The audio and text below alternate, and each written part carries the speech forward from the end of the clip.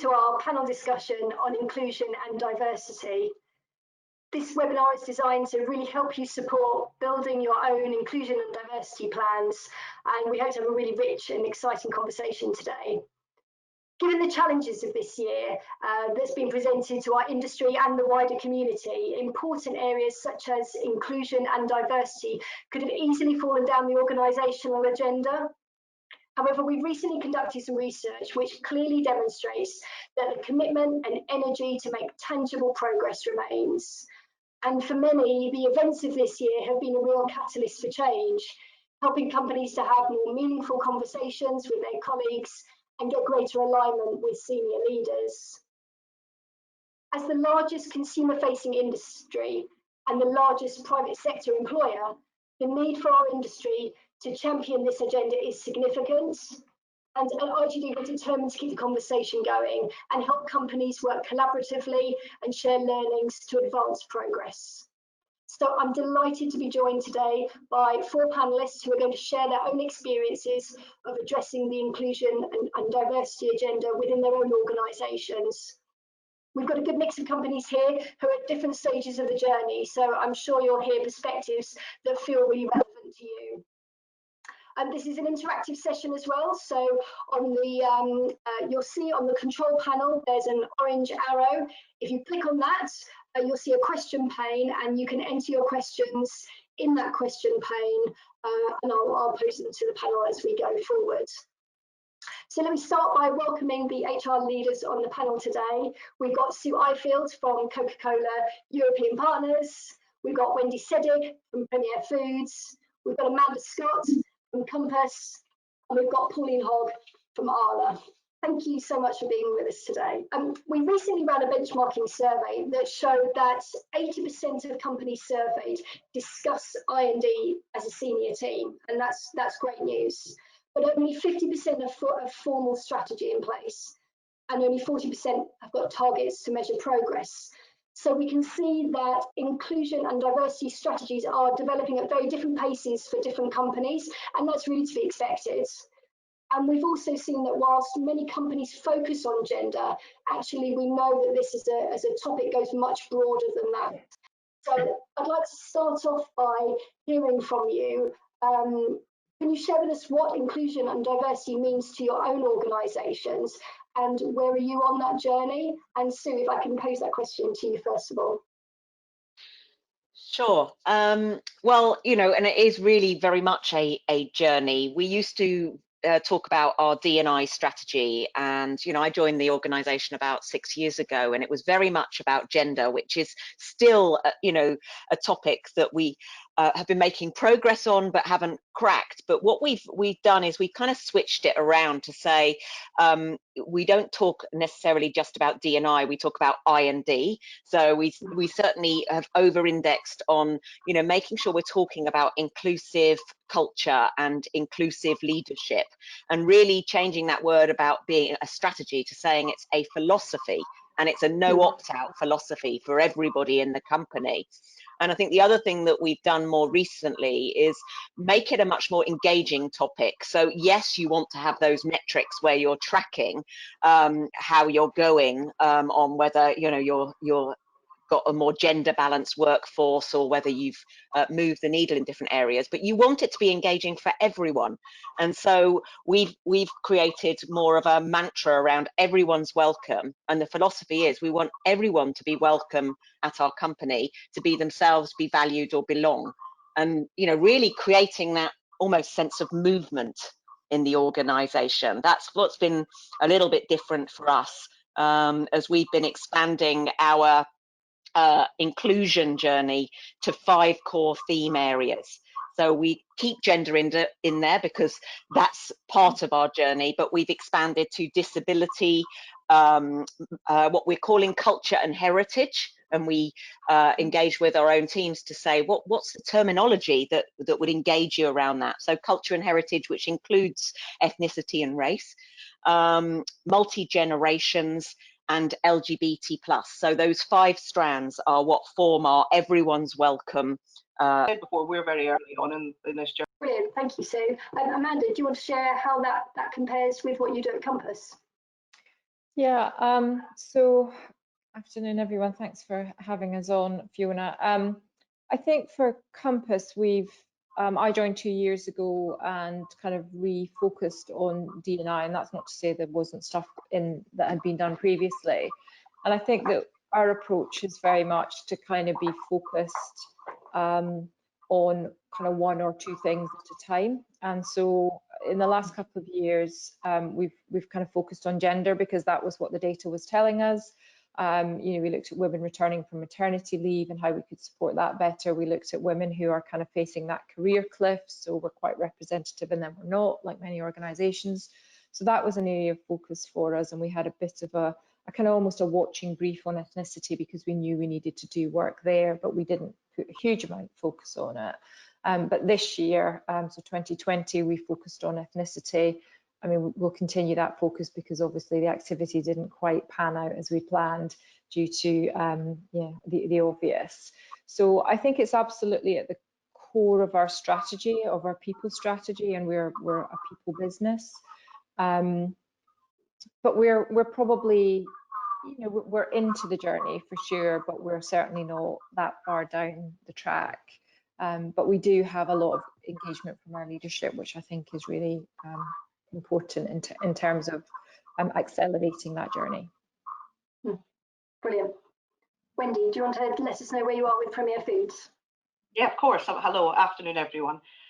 So we're quite early. We're newbies, really. So we're about 18 months to 2 years in, and we've had the benefit of learning from other people and stealing with pride. So we've also flipped the D&I to I&D, and we're leading very much with inclusion, about creating an environment where individuality is embraced and everyone can thrive, ultimately. We're tending to focus on, rather than going down the protected characteristics or the point of differences, we've used something called a global D&I standards, benchmarking standards, which is a free tool. So it's called Global D&I Standards. And we're focusing on 4 key areas right now. There are 14 areas in it, by the way, 14 different categories. But what we've decided to focus on was leadership, education, recruitment, and measurement. And that's helped provide some structure and focus for us. So of course we're trying to touch as many areas as possible, but we're trying to do it across the way necessarily rather than down the way, if that makes sense. So we're early, it's still early, there's still lots of news, first times. We had a calendar of events to celebrate different activities this year, but it's very much around the point of inclusion. Brilliant, that sounds fantastic. We'll dig into that in a bit more in a moment. Pauline, do you want to give us a bit of an overview of where you are at Arla as well? Sure. So I think if I could describe Arla, we're probably on the cusp of taking some pockets of really good practice and passion and success and creating more of a programmatic and conscious approach to it. So it's been quite iterative so far.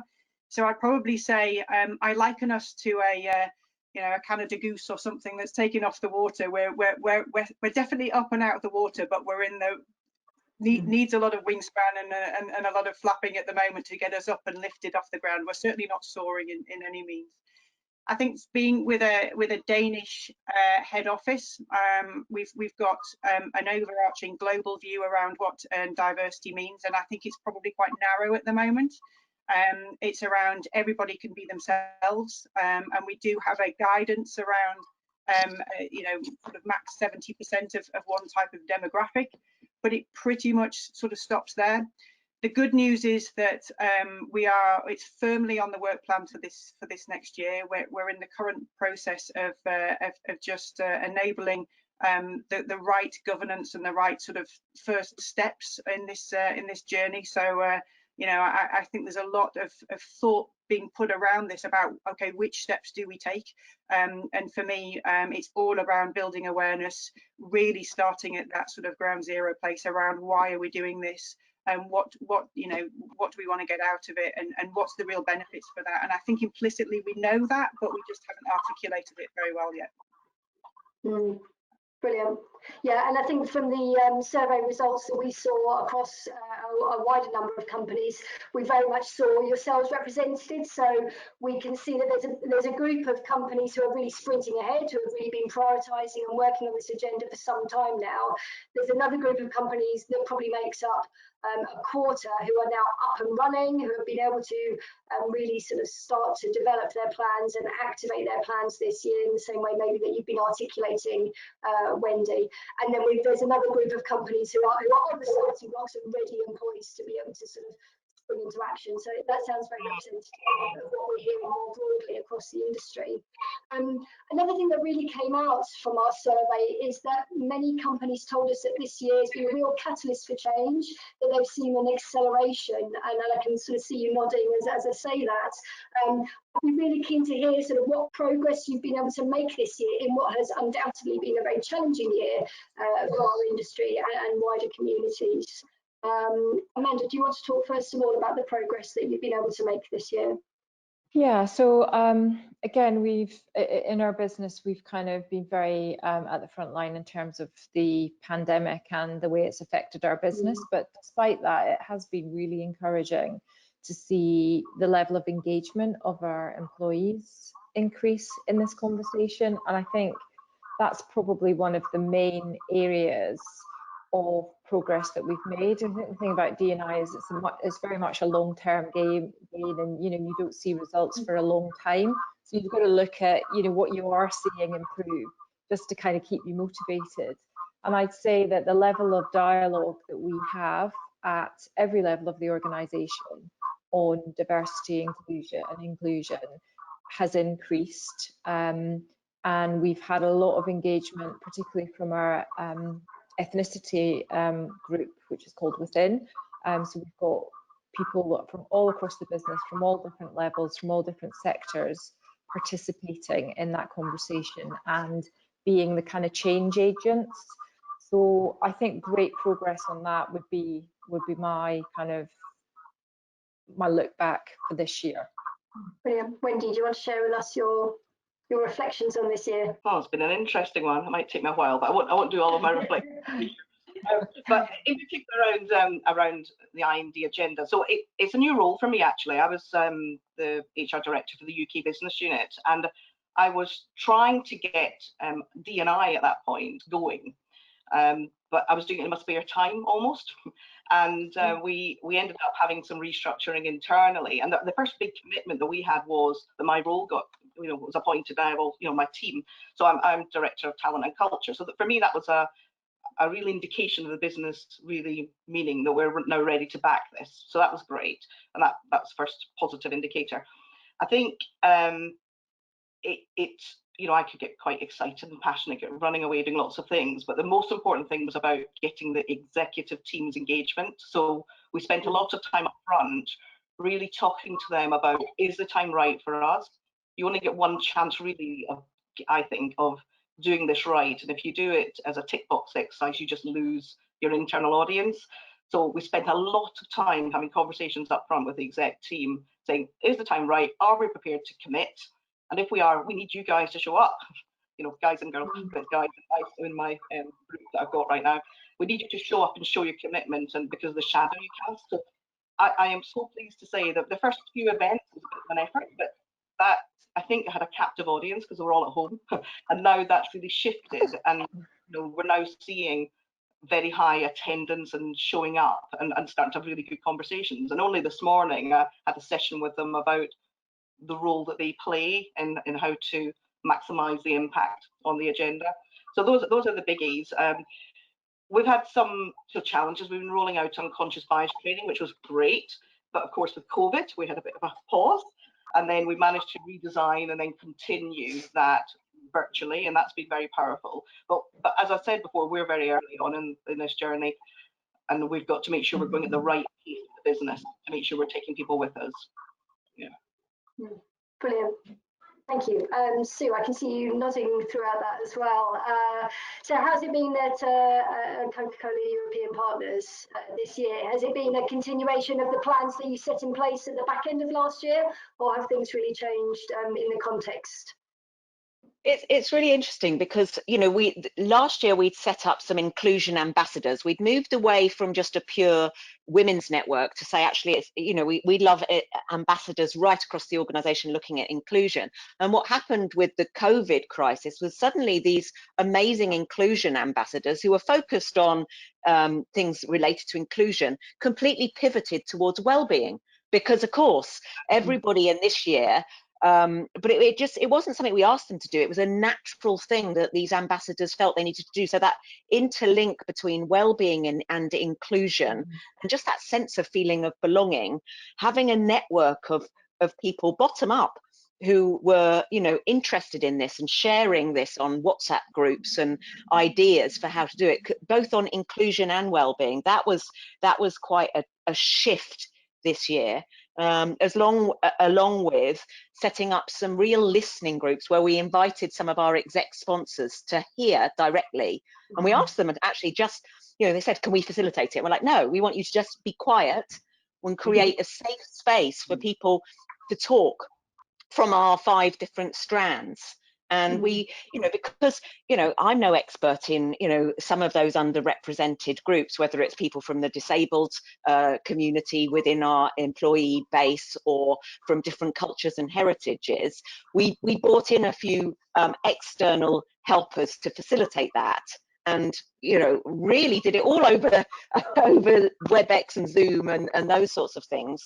And we were worried that perhaps people wouldn't be honest about how things were for them, either inside or outside of work. And my goodness, hearing it directly and getting your exec team or a few key senior leaders to hear some of the experiences of your own colleagues is sobering. You don't hear what you hope you would hear, but what it does is galvanize action, and that's been a big help to us, is really listening and getting leaders to listen without judgment. Yeah, that sounds very impactful. Pauline, tell me about sort of some of the things that you've been looking at. Yeah, so I think it's been a great year, you know, in terms of what everybody else has said around, there's been a real catalyst around inclusion, and a real need as everybody's gone virtual, or the people who are who can work from home have all had to work in a different way. And there's been a real pull, both from a well-being point of view, but also from a how do we make sure that we're engaging with everybody properly online, in virtual, in our own homes and things. And so I think one of those things is just making it's become very conscious, and it's all of a sudden come right up to the fore. I think we're starting from a really good base. So we've got a fantastic engagement in the organisation, and actually I think, to take Wendy's point around when has the organisation been ready for this? I've been in the role for 4 years now, and actually it's never been really wanted, and it's never felt like the right time to really start this narrative. We've been focusing on culture in many different ways, but we've never really talked diversity. Sorry, I've got some feedback. So but now is the time, and so the biggest, you know, I sit here beginning of December feeling fantastic and excited about next year, because we're getting the pull from the business around this is the agenda that we're ready for now, because we've done well in other places. Brilliant, that's fantastic. And what would you say, and this is to anybody who feels comfortable sharing, what have been the most impactful interventions or pieces of activity that you've been able to put in place over the past year or couple of years that you can really see as making a tangible difference? I would say, that's a danger. Go on, you go first, Amanda.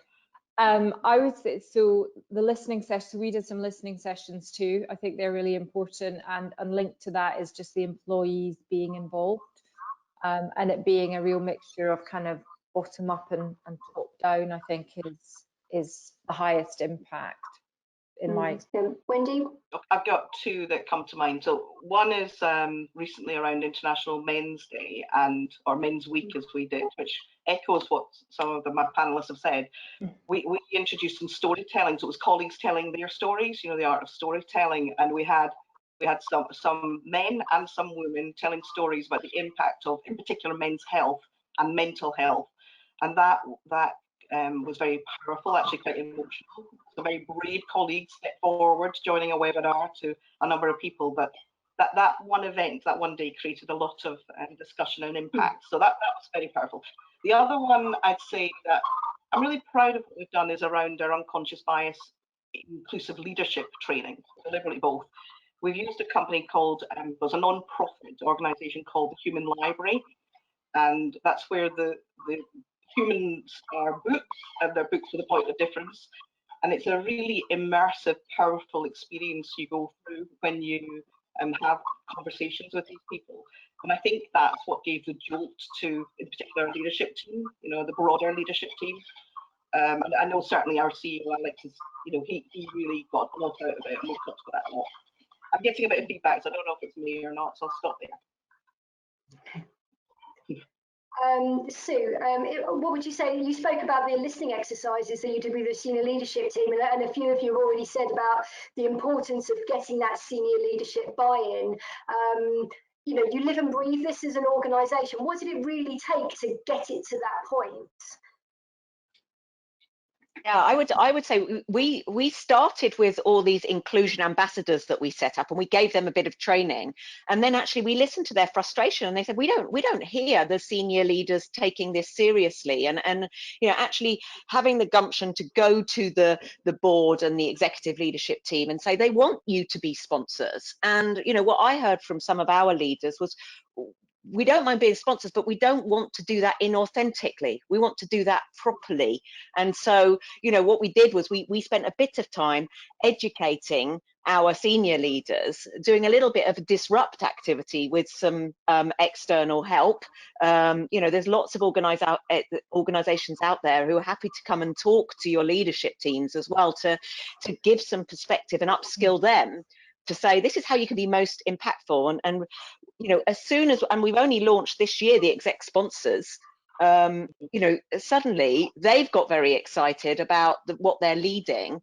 They've attended these listening groups and gone, gosh, we've got further to go than we thought we had, which is, probably natural.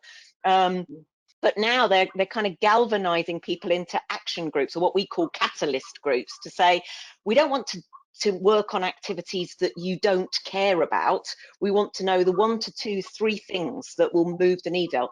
Now that's quite hard, we're finding, to go, what's the silver bullet? There isn't a silver bullet, but you have to not try to boil the ocean, pick 1 or 2 things and go after it. And that's what we're doing with our colleagues' help, really. Brilliant. Okay, I want to sort of talk about some of the challenges that you've experienced sort of over the past year or so in terms of developing your plans. And again, I would encourage anybody to put in any questions that they have in terms of the current challenges that you're experiencing and any advice that you would like. I've got a question that's come here. First of all, it says, what actions have helped to encourage a more diverse employee base in your business at different levels? What activity have you undertaken that's really created a more diverse employee base at all different levels? Amanda, do you... Yeah, I mean, I say we're not there yet, and it's really not an overnight thing. But I think understanding the data, so understanding where you're representative and where you're not. I think when we looked at our data, overall, we are representative of the population from an ethnicity and a gender point of view.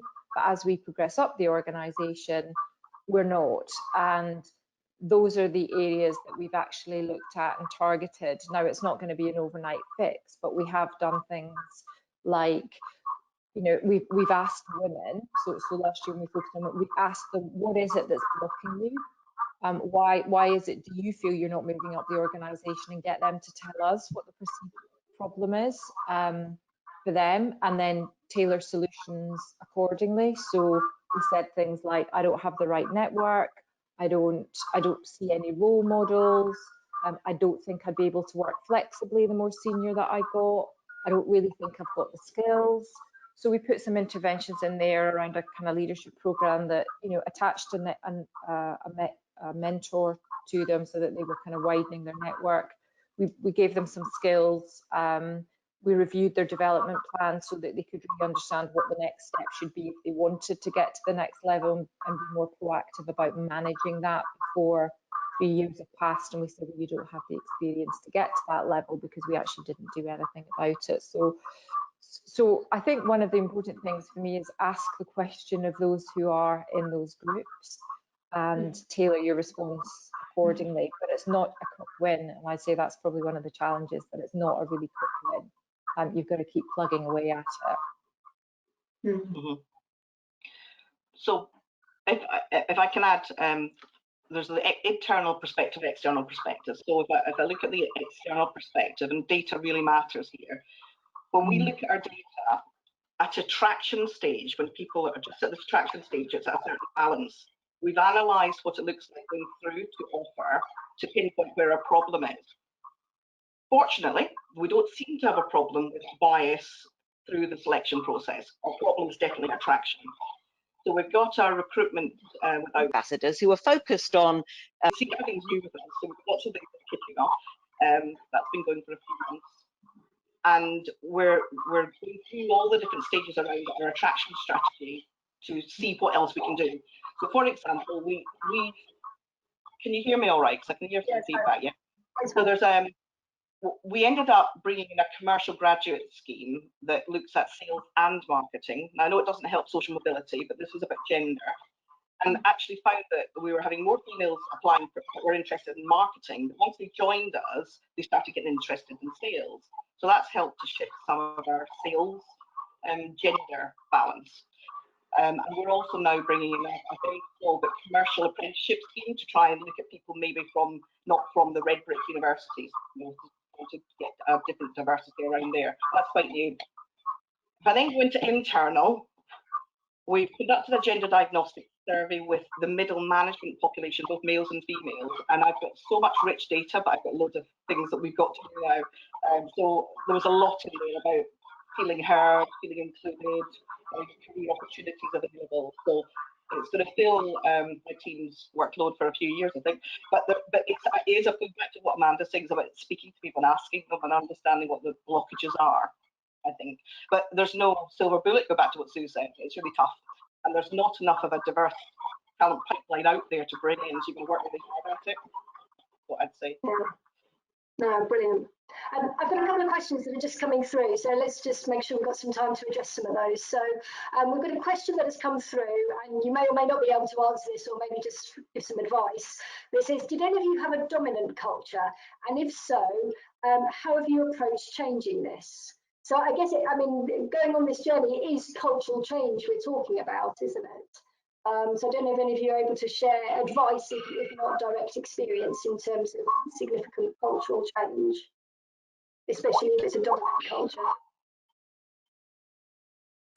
I would say that in Coca-Cola European Partners, especially in our manufacturing parts of the organisation, we've got more men than women currently in there. And of course, the gender targets were off-putting in that regard. So actually shifting it to be about celebrating a broader range of things without taking your eye off of that has really helped us, and moving more to inclusion ambassadors so that it's men and women 50-50 who form that group has really helped us look at the metrics and help people really see the metrics, think about the training and awareness that we're putting in there, looking at our policies and what partnerships we are making. And even if you're really honest with yourself and say, gosh, we don't have metrics in this area, we have no partnerships, we're not doing anything, it's a baseline. You can start from saying, here's 5 areas we're going to look at,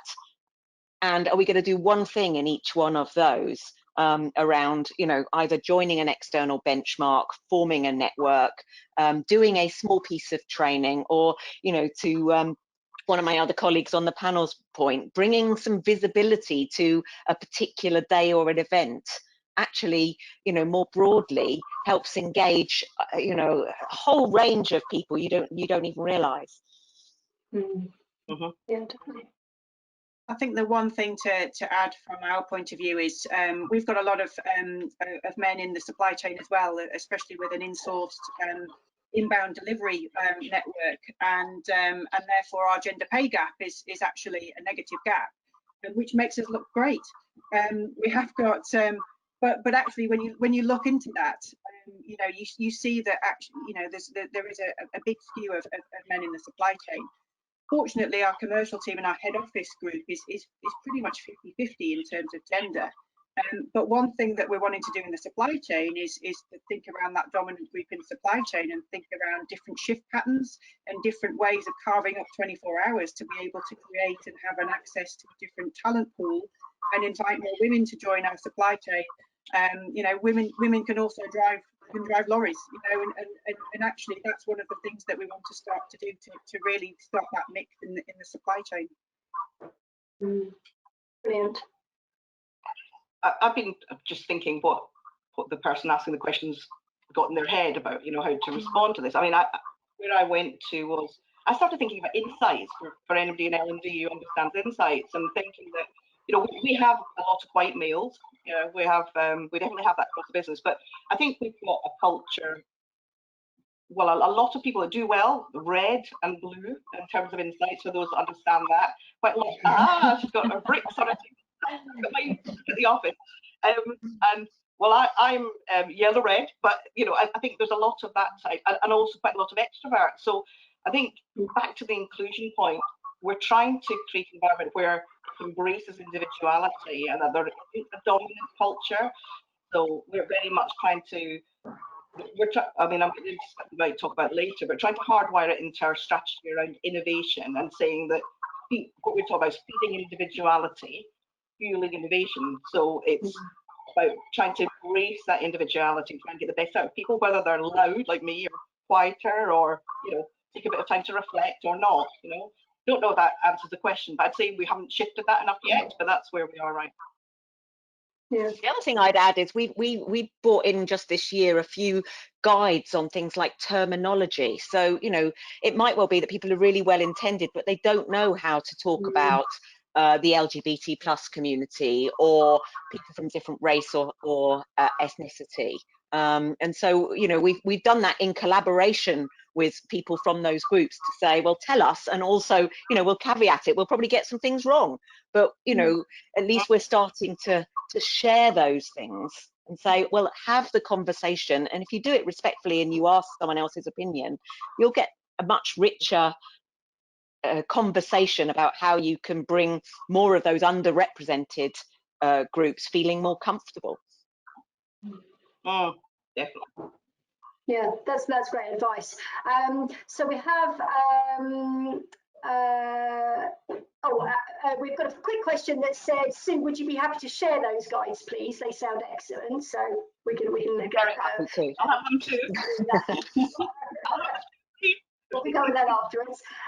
And then we've got a sort of more practical question, which is also around, how do you track the progress in D&I activities in your organisation? And I think a lot of it, and I can see you all smiling, a lot of people ask that question, how do you actually track it? Who's cracked it or got anywhere near to it? I think it's one of these things. It's very kind of dependent on the system. Again, a lot of this comes back to data and the way that your systems report. But you know, and it depends what you're tracking. So we don't really have a way of tracking disability. We ask it of people who join us, but then we don't hold it anywhere or track it. So that leaves us with a blank. We do track ethnicity. So, you know, if your HR system allows you to capture data, then I'd encourage you to capture as much as you can, and obviously try and understand that data. So, you know, things like you know, representation at different levels of the organisation, whether people move from one level to another is another way to be able to capture it. But it does depend on your system. It's not without its challenges, I'd say. And again, I keep saying it's not something you will generally see year on year. I mean, depending on the size of your organisation. So, you know, we're a big organisation with over 40,000 people. It's going to take quite some time to move the dial on our kind of, particularly our leadership representation. But use your HR systems, capture the data, encourage people to share their data. We have quite a high declaration on ethnicity. I know that a lot of companies don't, but I've seen some practices where people have done great jobs of doing a bit of an amnesty and saying, can you tell us this? But you've got to be kind of transparent and link it to an action so that people will trust you with their data. You know what you're going to do with it. Wendy, do you have any other advice? I've definitely not cracked it yet by any means. I mean, there's a bit about inputs and outputs. So I think in terms of inputs, we're absolutely tracking all the things we're doing. So setting up an ambassador network, setting up a recruitment and without bias work stream, rolling out the training, education, etc. We don't have credible data right now. We don't. We've got gender, obviously, but well, I say obviously, we haven't because it's not broad enough. We've got male, female. That's what we've got right now. So we're right. We've been having another working group, and we're planning, and we're going live next week actually, which is an unusual time to do it, but we're doing it until the end of January, and we're going out to capture data, diverse data, and it's much more robust than anything we've ever asked for. Very broad. In fact, some eyebrows have been raised about how broad it is, but that's what I want because I want it to be inclusive. And we're deliberately doing it so we can feed it into our ESG strategy. So yeah. It's so we don't have it right now, but we will have it. And I've got the exact commitment that we'll set up a scorecard and measure it like a normal business KPI and review it quarterly. So I've got the benefits of being early days, still enthusiastic, not had too many bumps yet. I recognise that, but it's back to I've been able to steal with pride from people like colleagues on the panel today, and it's a bit too much. Just one more thing, we do ask a question in our employee survey. Which we ask a number of questions that relate to inclusion, but we do ask, I feel, one of the questions is, I feel like I can be myself at work, which is quite a broad inclusion. I'm happy to report it was 83% positive, which is great. But that's another way where you can track how people feel about being included rather than, the metrics on the outputs as well. Sue, do you have anything? To Wendy's point, there's there are benchmarks out there. Some you have to pay for to enter, and some are free. So we've joined Disability Confident scheme, which is the UK government scheme, and you can go through different levels. And it's very much about self-assessment, but you put yourself out there and say, I don't know where I'm going to be on this, but we start somewhere. We're just on the cusp of submitting for the Bloomberg Gender Equality Index. And again, they're self-assessment measures, but at least you're starting somewhere to measure something, and not getting too hung up about, will I look good from doing this? It's more just what do you want to hold yourself and your leadership team a little bit to account for. Yeah, that makes sense. Whatever gets measured gets done. So I've come from an organisation that we used to put so much focus on this, and it's really sort of instilled in me around every month it would be with the board member, where are we with this, and that was really sort of shone through, and so therefore if we do start to be able to raise awareness and to report against it, then actually it's just on everybody's narrative. Yeah, definitely. I'm conscious of my time, so we've got about 5 minutes left. There's been lots of good questions coming through. Are there any questions that you would ask each other in different situations? What advice or insight would you like? And Pauline, I can kind of see you smiling already. I mean, I've been scribbling copiously as Sue's been talking because I really admire the strides that Coke have taken. I think I've got one around the balance of inclusivity. I know you touched on this slightly before, and having employee groups. So currently we're a much smaller business, 4,000 employees, and we've rightly or wrongly currently we've got an ambassador network that we're trying to get diversity within. So we're still getting it going. I've spoken to lots of organisations that had separate employee representative groups, and they've had some pros but some cons, in terms of intersectionality, representation, or even you're treating me better than you're treating that group over there, etc. So I guess, is it right for us at a size of business to stick with just this one ambassador network, or are we missing something and should we be doing more? I don't know. I suppose that's my question, really, about the pros and cons of employer represented groups versus a broader ambassador net with specialists that get in. And I will put that to Sue, since you've got so much experience already. Yeah, I mean, we've probably got a different setup in some of our different countries, and it depends on the maturity of where we've got to. So in the UK, we've got fairly mature with our women's network and felt we were at that stage of bringing it to one inclusion group. In some of our other countries, it's still, you know, different separate groups because it fits where they are on their journey. So it's not trying to be too prescriptive. But what we've certainly found in the stage of our maturity in the UK for Coca-Cola European Partners is that one group, but invest in them with some real training so that they, you know, have at least a couple of points a year where they come together as a group and align. They can have they have offshoots of interest, but that's been, you know, fantastic. And again, I think they felt invested in because we provided some development for them in that area, because I mean, none of us are specialists in this, and it's one of those evolving topics where you think you're going somewhere and then something moves or changes and you want to move with it. So that investment, I think, in the group has been useful. Right, thank you. And I don't know, Amanda, Pauline, if you get anything to add to that.